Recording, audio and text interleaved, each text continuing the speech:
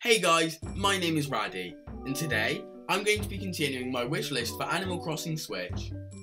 Before I start, I just want to thank you all for 500 subscribers, which I just hit the other day on January the 1st, so that was a great start to the year, and hopefully a sign of things to come. So with that out of the way, let's get right into the video. The first thing I'd like to see is more options when choosing a town layout at the start of a new game. If you're a perfectionist about your town like I am, then I'm certain you'll agree with this. With New Leaf, we got the feature of having the choice of 3 random town maps when starting up a new game, and this was a massive step up, but I kind of wanted to go even further. Instead of limiting us to the choice of only 3 town layouts, why stop there? I mean, sure, you can reset your game in hopes of finding a map better suited to your plans, like I did for hours upon end, but this small quality of life update would not go unnoticed. The second thing I want is something that I did mention in part 1 of this series, but I really want to expand on my ideas a bit more, and that is a better weather system. I've genuinely been thinking about making a separate video just focusing on how the weather could be expanded on and made more dynamic and interactive without being annoying at the same time. Anyway, enough about that. The thing I'd like to see is different types of weather. In every past game, we've had different types, but mainly just 4 basic ones, fitting each season. I'd love to see more varied weather, such as hailstorms, cloudy days, foggy days, and general effects for each weather, like the ponds freezing over during the cold winter days. Next up is something so obvious, I'm surprised I didn't mention it in an earlier video, and that is I really want to see a higher villager limit for your town. I think somewhere around 15 to 20 villagers is the perfect amount, assuming your town grows in size so that houses don't feel like clutter and take up too much space. Another thing I'd like to see is kind of a big feature, and that's the ability to schedule certain events for your town. Assuming we take the role as mayor again, which I think is highly likely, we'd be given the choice to decide what month and day certain events take place. Obviously holidays such as Christmas and Halloween will stay on their respective dates, but stuff like Sports Day, visits from Gracie, and new events made up for the game can be organised by the mayor of the town. I really like the idea of sitting down in the town hall and deciding what day would be best for a certain event. It would also be unlikely that you and your friends have the same days for certain events, so while your friend has Sports Day in the spring, yours could be midsummer. The next thing I'd like to see is more references to other games. What I mean by this is more clothing, furniture sets, public work projects, and more that originate from other Nintendo game franchises.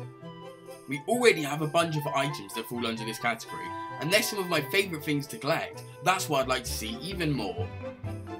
A few examples of that springs to mind would be a Spooky Luigi's Mansion furniture set, or a Captain Falcon costume.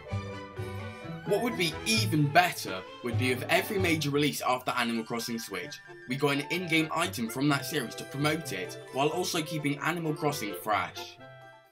This next feature is something that I believe is almost guaranteed to return, and that's the Dream Suite.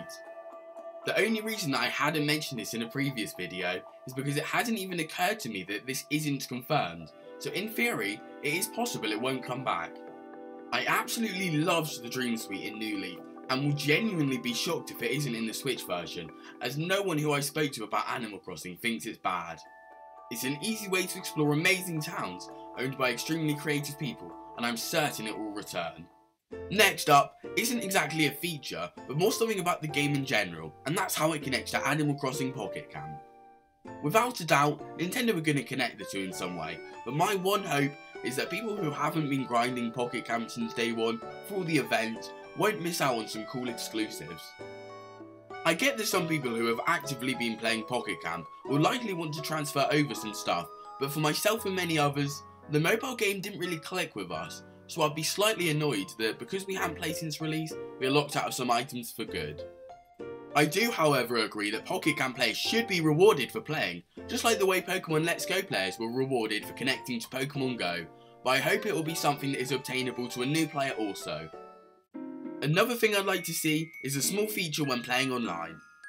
I think it would be really handy if you had the option to turn on other players' icons to your map. It wouldn't really be game changing, but it would be a nice way just to be double certain that your town is safe while you play. Of course this would be optional, and the host would have the option to turn it off or on at any point, so if you're playing hide and seek or whatever other reason you might want it off, you can do so. And the final thing in this video that I would like to see isn't something in the game actually, but an Animal Crossing bundle to be released alongside the game with an exclusive pattern. Nintendo have done this with Smash Bros, Pokemon Let's Go, and other main titles recently, so I'm pretty confident that they might actually do this. I think that the pattern could be the same as the exclusive Animal Crossing 3DS, or they might come up with a new one entirely, but I know that I would sure be interested. Anyway, that's it from me. I hope everyone had a great Christmas and New Year's.